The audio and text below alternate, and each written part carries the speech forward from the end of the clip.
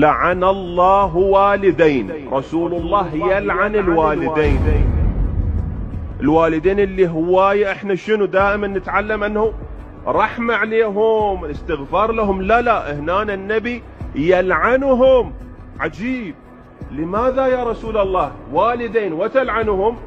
نعم، لعن الله والدين حملا ولدهما على عقوقهما.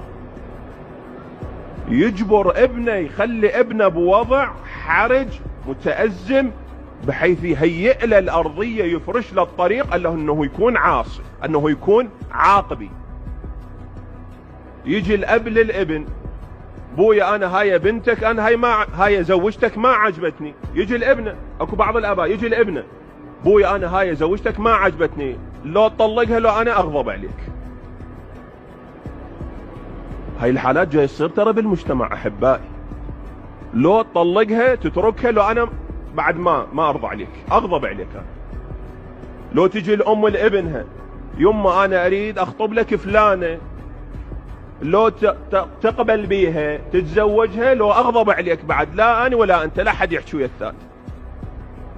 يوافق ممكن هاي البنيه وما مقتنع به، ما يوافق هاي الام راح تغضب عليه.